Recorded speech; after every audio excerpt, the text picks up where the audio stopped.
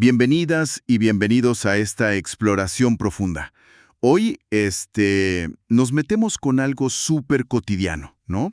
Nuestros sentimientos, las emociones. Pero, ¿de dónde vienen realmente? ¿Son como un eco de lo que pensamos? ¿Una especie de inteligencia medio confundida?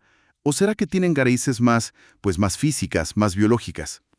Para explorar esto, vamos a clavarnos en las ideas de un psicólogo que la verdad desafió mucho en su época, Théodule Ribot, y su libro La psicología de los sentimientos. Un clásico, sí. La misión de hoy, entender su visión sobre todo esa idea tan atrevida, ¿no?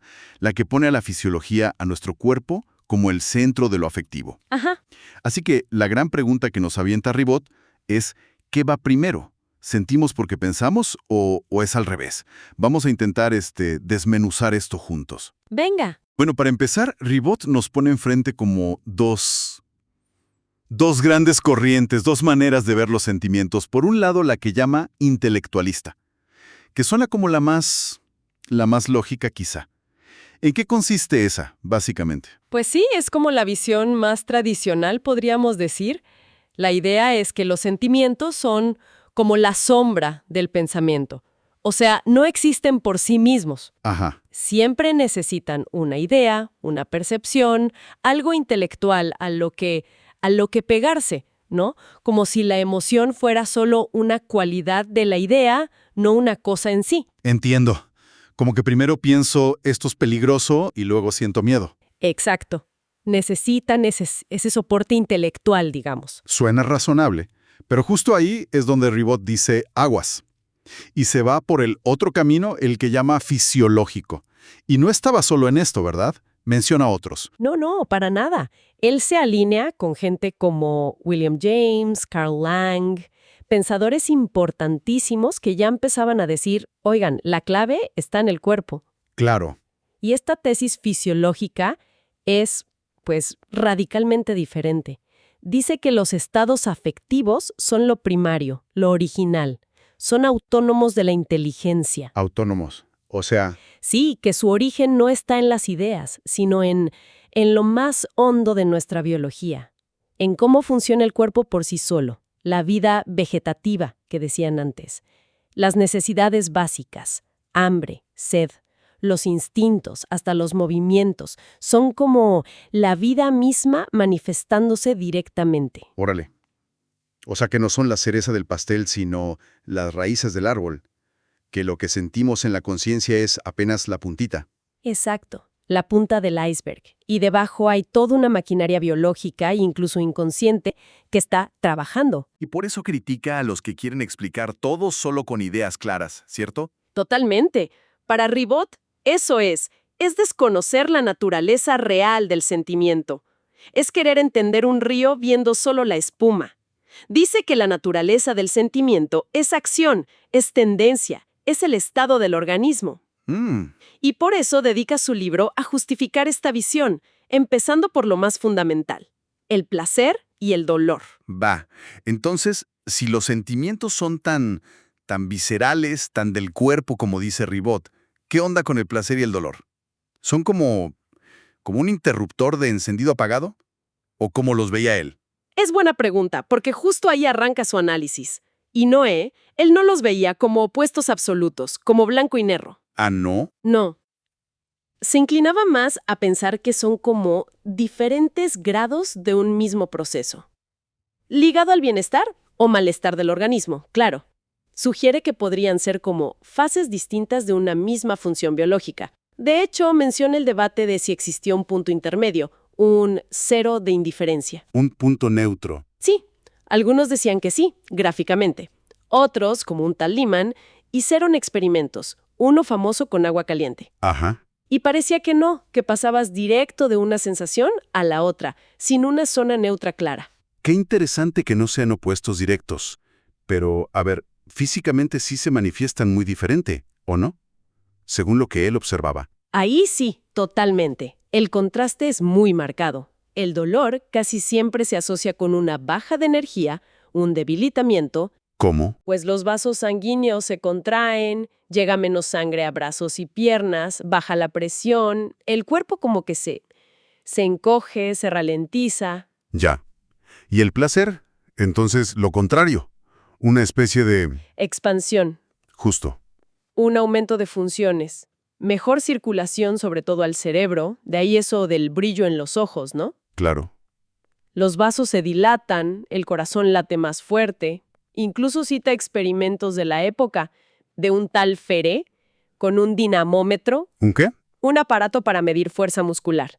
Y veían que la fuerza aumentaba, mediblemente, con sensaciones agradables, y disminuía con las desagradables, hasta con colores o estímulos muy sutiles. La conclusión era que el placer se siente como una sensación de potencia, de más vitalidad. Órale. Pero bueno, la vida no es tan sencilla, ¿verdad? Ribot también se mete con los casos raros, ¿no? Esos placeres que nos hacen daño o dolores que parecen desproporcionados.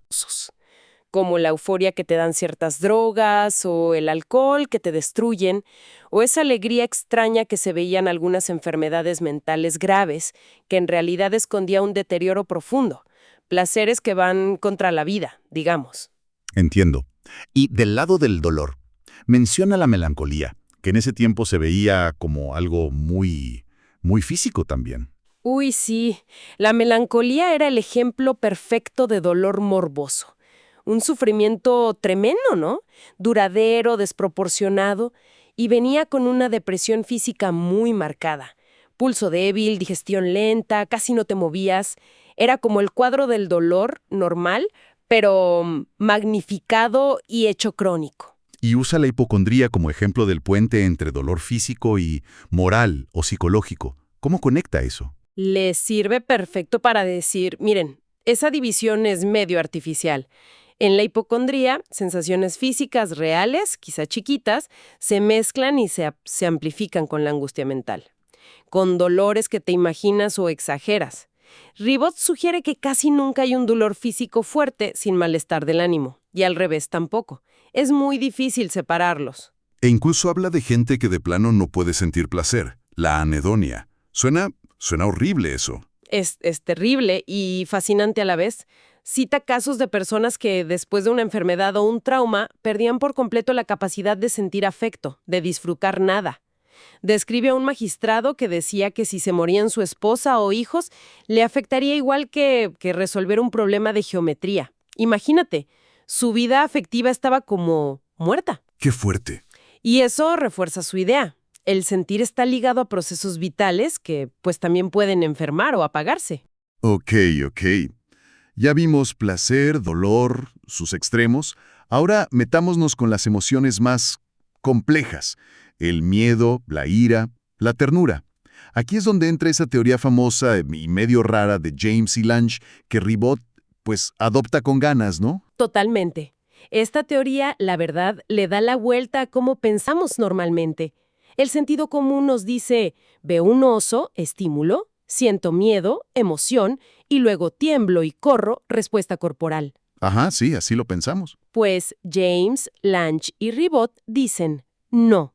La secuencia es, veo el oso, estímulo, mi cuerpo reacciona inmediatamente, tiemblo, corazón a 1000, sudo frío, y la percepción consciente de todas esas reacciones corporales, eso es lo que llamamos miedo, la emoción. A ver. O sea que suena al revés.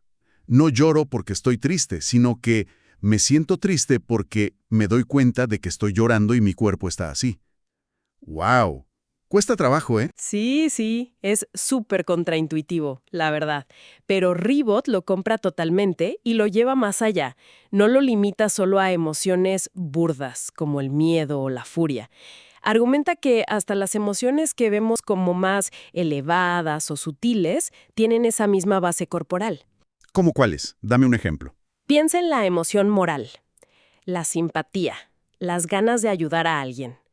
Para Ribot no es solo una idea bonita de hay que ser bueno. No, es una sacudida física, un impulso casi instintivo que te mueve a actuar. Sientes la tensión, la urgencia en el cuerpo. Ujú. Y algo como disfrutar del arte, la emoción estética. Uno pensaría que eso sí es más mental, ¿no? Ribot diría que no del todo. Claro que hay sensaciones directas, ¿no? El placer de un color, de un sonido, Y asocias ideas, claro, pero insiste en que el impacto físico es clave. La música es el ejemplo perfecto. ¿Cómo te afecta la respiración, el pulso, la tensión muscular, no? Sí, totalmente. Él menciona músicos que sentían escalofríos, cambios físicos súper intensos al componer o escuchar algo. No es solo la mente la que goza, el cuerpo está vibrando junto. Incluso la emoción intelectual, esa pasión por descubrir algo, por encontrar la verdad. Hasta esa. Ribot junta anécdotas de científicos, de pensadores, que tuvieron reacciones físicas intensas al tener una gran idea o hacer un descubrimiento. Habla de un matemático sintiendo como una corriente galvánica, de un químico que se puso a bailar en su laboratorio. La búsqueda intensa de la verdad no es algo frío, separado del cuerpo, involucra a todo el organismo.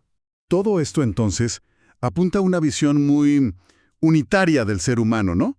Como que mente y cuerpo no son dos cosas separadas que se hablan, sino dos caras de la misma moneda. Exactamente, esa es la idea central. Para Ribot, lo que tú experimentas subjetivamente como miedo y lo que un médico podría medir objetivamente, cambios en el pulso, respiración, hormonas, no son causa y efecto. Son el mismo evento psicofisiológico, visto desde dentro y visto desde fuera. Son como dos idiomas hablando de lo mismo. Ya veo. Y la clave para conectar esa experiencia interna con el cuerpo sería la senestesia, dijiste.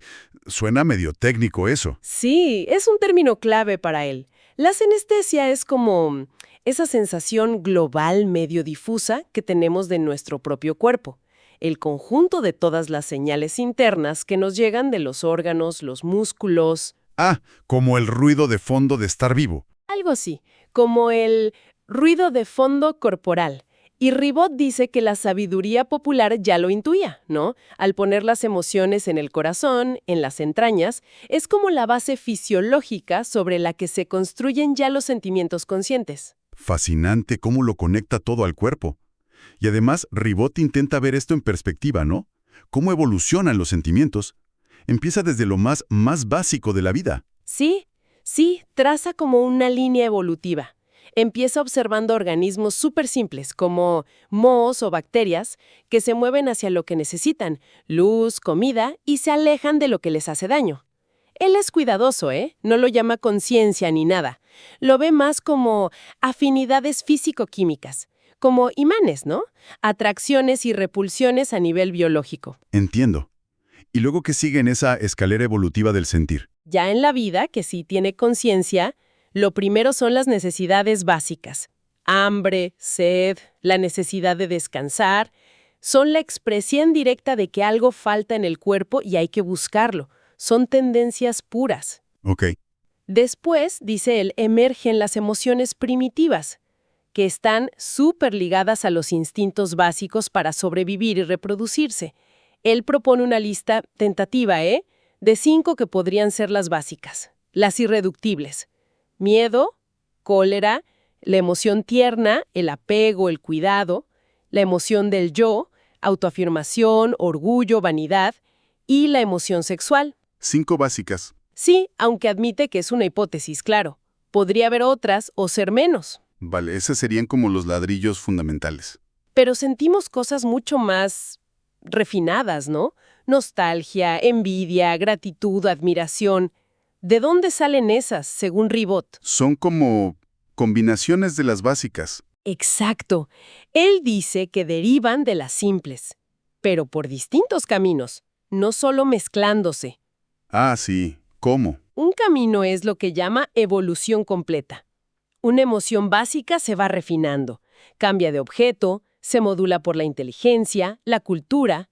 Por ejemplo, el miedo básico a un león puede evolucionar hasta ser ansiedad social, miedo a qué dirán los demás. Es como si el sentimiento se transfiriera a cosas nuevas. Ok, se transfiere, entiendo. ¿Qué otros caminos hay? Otro es la suspensión de desarrollo. Esto pasa cuando hay un conflicto. Tu impulso instintivo choca con la razón o con las normas sociales. Entonces, la emoción original no puede salir como tal y se transforma en algo nuevo. A menudo, algo más atenuado, más para adentro. ¿Cómo qué? Piensa en la cólera que no puedes expresar. Se puede convertir en rencor, en odio callado.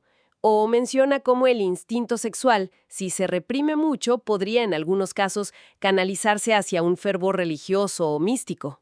Órale, qué interesante eso de la transformación por inhibición.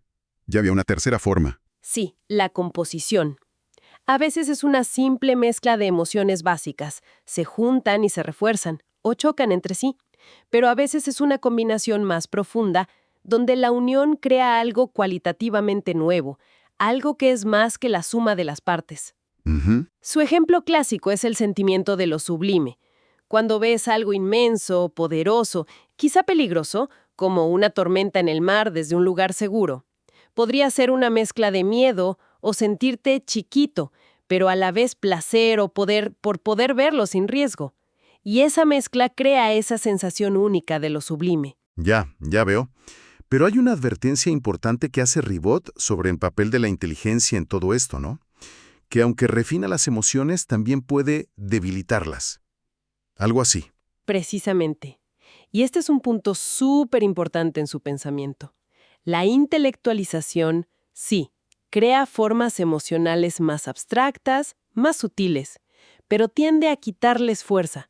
Les quita el impulso motor original de la emoción. Les quita punch. Exacto. Una idea, dice él, por muy brillante que sea, si no lleva pegada una carga afectiva, una tendencia a la acción, es inerte. No te mueve a hacer nada. Ribot advierte mucho contra esa fe ciega en el poder de las ideas. Dice que es una fuente inagotable de ilusiones. Necesitamos ese componente afectivo, corporal, para que algo de verdad nos importe y nos impulse. Híjole, eso resuena un montón hoy en día, ¿no? Con tanta información flotando y a veces tan poca acción real. Oye, cambiando un poquito de tema, pero relacionado. ¿Qué onda con la memoria de los sentimientos? ¿Podemos recordar una emoción tal cual la sentimos? ¿Revivirla? Ribot se mete con eso, sí. Lo llama memoria afectiva. Y su conclusión es que es complicado y varía muchísimo de persona a persona. Parece que nos es mucho más fácil recordar las circunstancias, dónde estábamos, qué pasó, o la idea de la emoción. Sí, me acuerdo que estaba triste, que revivir la sensación pura, el sentimiento desnudo. O sea, ¿no podemos como resentir nomás porque sí? Directamente parece que no, o no fácilmente para la mayoría. Ribot diferencia entre recordar de forma abstracta, saber que sentiste algo, y revivirlo de forma concreta. Y sugiero que para lograr lo segundo, muchas veces necesitamos como reconstruir mentalmente todo el paquete, el contexto sensorial, la postura corporal que tenías. Ah, sí. Sí, cita ejemplos de gente que para revivir una emoción tenía que cerrar los ojos, ponerse como estaba en ese momento, traer a la mente las imágenes, los sonidos, hasta los olores, y solo así a veces la emoción volvía a surgir, incluso con las reacciones físicas como el corazón latiendo más rápido. Es casi como si el cuerpo necesitara toda la señal completa para reproducir ese estado afectivo. Qué loco. Y al revés, ¿cómo influyen nuestros estados afectivos, incluso los que no notamos tanto, en lo que pensamos? Ribot cree que influyen todo el tiempo. Ese estado corporal general, la senestesia que decíamos, funciona como un filtro o un imán para nuestros pensamientos y recuerdos. Un filtro. Sí, menciona la transferencia de sentimientos. Algo que era neutro, un lugar, una persona, un sonido, se puede cargar de emoción, buena o mala, solo porque se asocia muchas veces con experiencias agradables o desagradables. El ejemplo clásico es ese del graznido de los cuervos. Si de niño lo oías mientras jugabas feliz en el campo, de adulto ese sonido te puede dar placer, aunque objetivamente sea neutro. Ya, por asociación, y también pueden conectar ideas que no tienen nada que ver en la lógica. Sí, a través de lo que llama asociación por semejanza afectiva. A veces, ideas, imágenes y recuerdos que son súper distintos se conectan en la mente solo porque comparten el mismo tono emocional. Ah, Dice que esto pasa mucho en los sueños. ¿Ves que a veces saltas de una escena a otra sin lógica? Pero quizá toda la secuencia está unida por un sentimiento de fondo, ansiedad, o alegría, o cansancio. El estado afectivo actúa como un hilo invisible que va uniendo las cuentas del collar de los pensamientos. Recapitulando un poco todo esto que hemos explorado con Ribot, la idea central que me queda vibrando es, pues, es potente, ¿no? Que los sentimientos no son adornos de la mente, ni ideas confusas. Son la expresión de nuestra biología más básica. Son tendencias, son estados del cuerpo que la conciencia apenas ilumina un poquito. Totalmente. Es una perspectiva que le devuelve al cuerpo un papel protagónico en nuestra vida afectiva. Algo que, la verdad, a veces se nos olvida. Desde lo más básico, el placer y el dolor, hasta las emociones más complejas, las morales, las estéticas. Ribot siempre nos empuja a buscar la raíz fisiológica, la manifestación física, la base instintiva. En su visión, la emoción y cómo se expresa en el cuerpo no son dos cosas separadas, son inseparables, porque la emoción es, en buena medida, esa expresión corporal hecha consciente, sentida. Y bueno, Ribot escribió esto hace más de un siglo, ¿no? Pero su insistencia en que lo afectivo, lo instintivo, muchas veces guía a la razón, que la pasión usa la inteligencia como herramienta, sigue siendo, pues, muy provocadora hoy. Si aceptamos esta base biológica tan fuerte para cómo sentimos, cómo nos hace ver, pues, nuestras decisiones, nuestras relaciones, hasta cómo funcionan nuestras sociedades, quizás somos menos capitanes racionales de nuestro barco de lo que nos gusta pensar. O, dándole la vuelta, entender estas raíces biológicas nos da, paradójicamente, quizá una mejor brújula para navegar nuestra propia naturaleza, que es bien compleja. No sé, ahí queda la reflexión flotando.